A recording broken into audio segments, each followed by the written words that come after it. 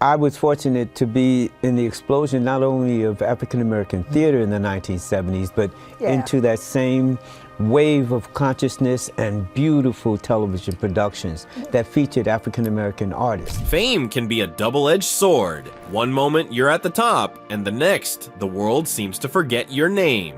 Ralph Carter, best known as the sharp-tongued, politically aware Michael Evans from Good Times, was once a rising star. But after the show's success, he faded from the spotlight. What happened to Ralph Carter? Where is he now, and what does his life look like in 2024? Stick around, because the truth may surprise you.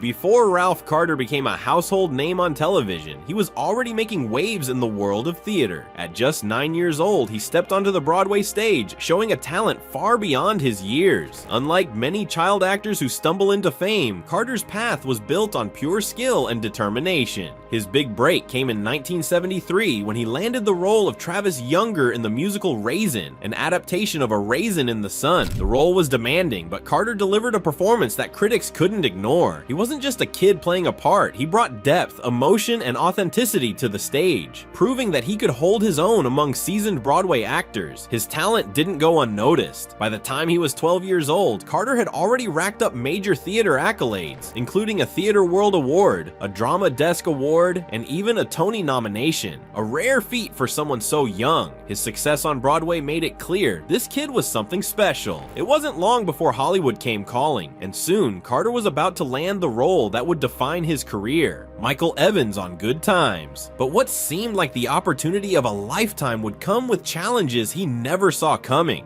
In 1974, Ralph Carter made the leap from Broadway to television, landing the role of Michael Evans on Good Times. At just 13 years old, Carter found himself in the middle of a groundbreaking show that would go down in history as one of the most influential black sitcoms of all time. Good Times wasn't just another family sitcom, it was the first to focus entirely on a working-class black family, portraying the real struggles and triumphs of life in Chicago's housing projects. Carter's character, Michael Evans, wasn't your typical TV kid. He was smart, outspoken, and deeply aware of the racial and political issues happening in America at the time. Michael's strong opinions earned him the nickname the Militant Midget, and he quickly became the show's moral compass. Whether he was calling out systemic racism, debating his parents on social justice, or challenging authority, Michael was a rare representation of a young, politically conscious black child on television. His presence was a reflection of the rising black activism of the 1970s, giving a voice to viewers who rarely saw themselves represented on screen. Carter's portrayal of Michael resonated with audiences, making him one of the most beloved characters on the show. But despite Good Times' massive success, things behind the scenes weren't always as smooth as they seemed. While the show gave Carter fame, it didn't necessarily guarantee him a long-lasting career. As the years went on, he found himself struggling to transition out of Michael Evans' shadow, and when Good Times finally ended, Carter was left with a harsh reality. Hollywood didn't know what to do with him.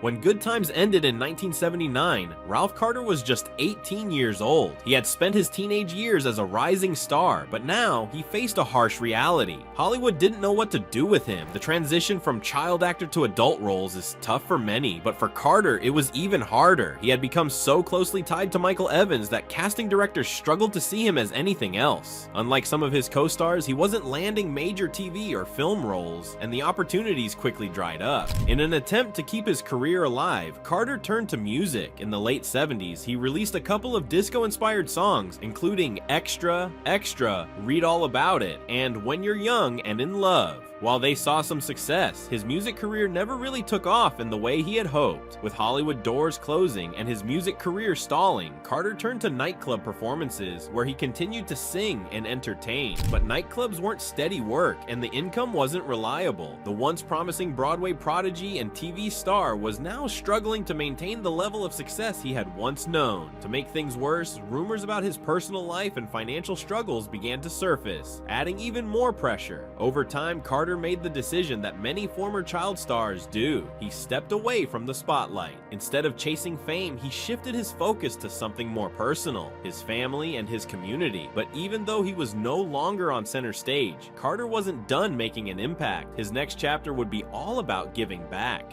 While fame faded, family became Ralph Carter's focus. Unlike many former child stars who struggled with the fallout of early success, Carter managed to build a stable and private life away from Hollywood. He's been married twice. His first marriage to Lisa Parks lasted 5 years, and though it didn't work out, Carter remained devoted to family life. Later, he found love again with River York, and together, they raised 3 children. One of the most interesting parts of Carter's personal life is how deeply good times stayed with him. He even named his first 2 sons after his iconic character, Michael Evans, a sign of how much the show impacted his life and career. But Carter's story isn't just about family, it's also about giving back. Unlike many former actors who disappear completely, Carter found a way to stay connected to the entertainment industry without chasing the spotlight. He dedicated much of his later years to advocacy and community work, making sure the next generation of black artists had opportunities that he didn't. He may not have stayed in Hollywood, but his legacy is still felt. Through his work in theater, music, and mentorship, Carter has quietly shaped the cultural landscape in ways that many don't realize. And while his name may not be in the headlines anymore, his contributions to black entertainment can't be erased. Even though Ralph Carter stepped away from Hollywood, his passion for the arts never faded. Instead of chasing fame, he dedicated his time to uplifting others, using his experience to help young black artists find their voice in theater and entertainment. One of his most notable contributions was serving as vice president of the Audelco Awards, an organization that celebrates black excellence in theater. The Audelco Awards, often called the Black Tonys, recognize African-American talent in stage productions, ensuring that black performers, writers, and directors receive the recognition they deserve. Through this role, Carter helped spotlight talented artists who were often overlooked by mainstream institutions, something he personally understood all too well. Beyond that, Carter remained active in mentorship programs, working with aspiring actors and performers, especially those from underprivileged communities. His focus wasn't just on entertainment, it was on representation. He understood firsthand how difficult it was for black artists to navigate an industry that often typecasted or sidelined them. So he made it his mission to support the next generation, ensuring they had better opportunities than he did. Even though Carter no longer craved the spotlight, he never truly left the industry. He occasionally made public appearances at industry events, celebrating the legacy of Good Times and its impact on black television. Unlike many forgotten child stars, Carter didn't just fade away, he built a legacy behind the scenes, shaping black theater and entertainment in a different but just as meaningful way. And while Carter's Hollywood days were behind him, his work in the community made it clear his influence wasn't over yet. So, where's Ralph Carter today? Unlike many former child stars who chase fame or struggle to adjust to life outside the spotlight, Carter has chosen a quiet, grounded life far from the glitz of Hollywood. As of 2024, Carter is estimated to have a net worth of around $1 million. While that may not seem like much compared to today's celebrities, it's a result of smart financial decisions, investments, and his past work in entertainment. He may not be in the headlines, but he's secure and living life on his own terms. Carter still calls New York City home, living in a modest apartment, far removed from the lavish lifestyles of many former TV stars. He's not chasing attention or trying to make a comeback. He's focused on family, community, and staying true to himself. He occasionally attends industry events to celebrate the legacy of Good Times, and he remains involved in theater and black arts advocacy, ensuring that the next generation of artists gets the recognition they deserve. Though Hollywood may have moved on, Carter's impact remains undeniable. He played a key role in one of the most influential black sitcoms in history, helped shape representation in entertainment, and continues to inspire young artists today. He may not be on screen anymore, but his legacy, that's something that will last forever. Ralph Carter's story is one of talent, resilience, and purpose. He didn't just shine as a child actor, he made an impact that lasted far beyond his time in the spotlight. While Hollywood may have forgotten him, his work in advocating for black artists ensures that his legacy lives on. So the next time you think about Good Times, remember, Michael Evans wasn't just a character, he was played by a young man whose real-life journey was just as powerful as the one he portrayed on screen. What do you think about Ralph Carter's life after fame?